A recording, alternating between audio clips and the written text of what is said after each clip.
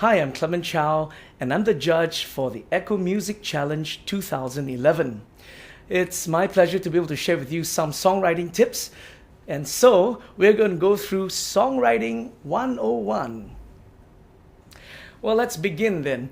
There are 5 essential points that frame well-written lyrics. And first, it's a genuine idea.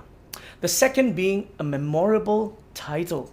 And the third is a strong start. The fourth is a good payoff. And the fifth is an appropriate form. Well, let's begin with genuine ideas.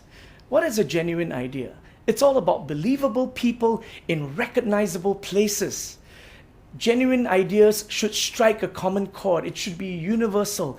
It should make millions of people all over the world want to hear your song over and over again. And I also think that it should be an expression of a clear attitude or an emotion. Yeah, that is a genuine idea. And also to be able to put a singer in good light, where you don't really want to make a singer sing, I'm tired, a song like that, because that puts the singer in bad light. So a genuine idea should not put a singer in a bad light as well. Next, we talk about memorable titles. I think a memorable title is identifiable. So one true test is to ask your friends to see if they can identify your title after one hearing. Okay. The second point I like to make is that it should resound with one meaning. Are people able to capture that? All right. And the third point, it should essentially summarize all that you want to say in your lyrics. All right, does it do that for you? So that would make a memorable title. Now, how do you make memorable titles? So there are title techniques, and it really requires a good understanding of English and a good command as well. So here are some points. Okay, title techniques. We use things like antonyms, and we use things like alliteration, days, months, colors, places. All right, so these are some of the ideas. What do I mean? Maybe I'll give you some examples in terms of just the song titles. Like for antonyms, we could say, I got it bad, and that ain't good. For alliterations, like the Tender Trap. Regarding days and months, here's a title, See You in September. About color, we could think of green tambourine, right? Places, moonlight in Vermont, desert moon.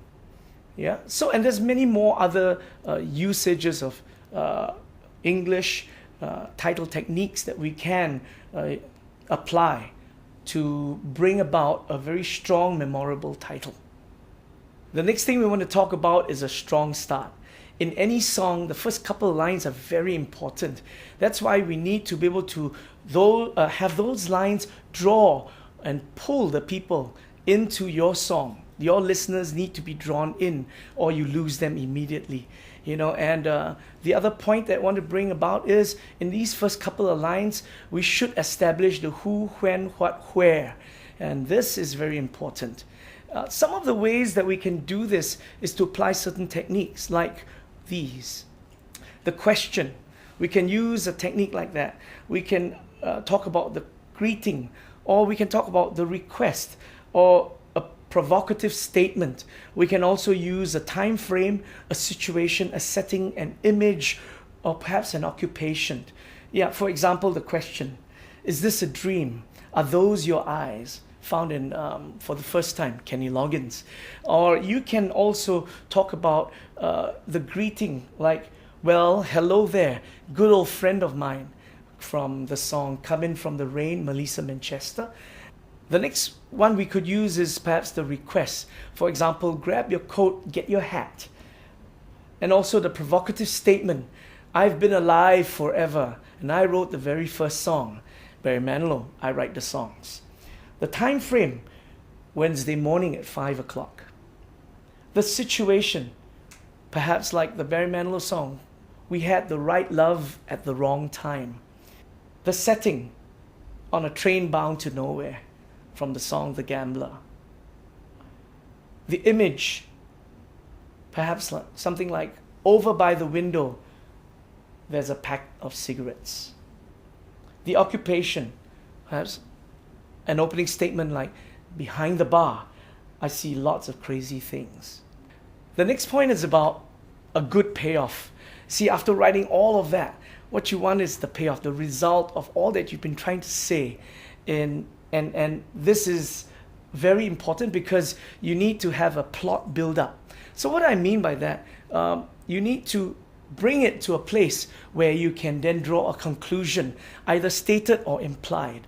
Right? So how do we do that? First of all, we must choose our plot, whether it's attitudinal, situational, narrative, and what kind of feelings do we want our audience to arrive at the end of the song? What is it that you want them to take away? All right? And these are important because in a plot, in the payoff, what happens is you need to take the audience from somewhere, through somewhere, to somewhere. Let's give some examples about what I mean by attitudinal plots. And this is what they are like. A song like, I Can't Smile Without You, Endless Love, Always on My Mind. I think these reflect attitudes, and so I call them attitudinal. All right? Situational would be songs like Somewhere Down the Road, or Tie a Yellow Ribbon Round the Old Oak Tree. That's a really interesting one because it's about an ex-con on a bus back to see his girlfriend. And finally, we are talking about narrative. For example, like Eleanor Rigby. Most narrative type plots are a reflection of a personal event. So even like Dan Fogelberg's All Lang Syne. That's a brilliant narrative song. My final point is about the appropriate form. The usage of these forms are really important because they do two things. First, they support and enhance the lyric purpose, all right? And it delivers, the desired results. So using the right forms actually is very important.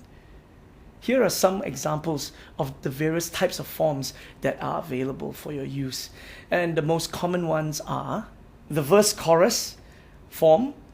And of course, there's also the verse-chorus with a bridge added to it. And then there's the verse and a pre-chorus, but we call it a climb. And then the chorus. And then we do the verse again and the climb and then the chorus. And then we get into a bridge and then we get into a chorus. And a song like that, for example, would be How Am I Supposed to Live Without You, the Michael Bolton song.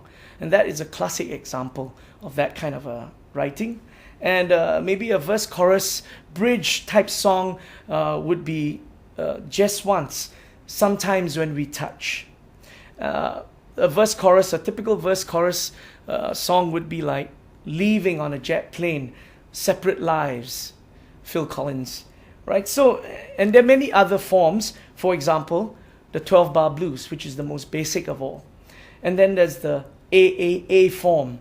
A song like The First Time Ever I Saw Your Face, Roberta Flack. That's a good example of an AAA song. And then there's an AABA song form, which is reflected in Yesterday, the Beatles song, Somewhere Over the Rainbow, Saving All My Love for You. These are songs that will reflect the AABA format. There's also the AABA and then the additional BA form, which is found in songs by Leo Sayer like When I Need You, or the very famous song Memory. All right, and so songs like that will take shape through these forms. Okay, and there's also ABAB, which is a very famous song by Lionel Richie like Hello or Fly Me to the Moon. That's classic example of an ABAB format. There's also ABAC, which reflects songs like Moon River, The Shadow of Your Smile, Days of Wine and Roses. So these are the songs that take the form ABAC. So there are many forms for you to choose. Choose the appropriate form. And so in summary, I'd like to just recap all the 5 important points. A genuine idea, a memorable title, a strong start, a good payoff, and the usage of the appropriate form.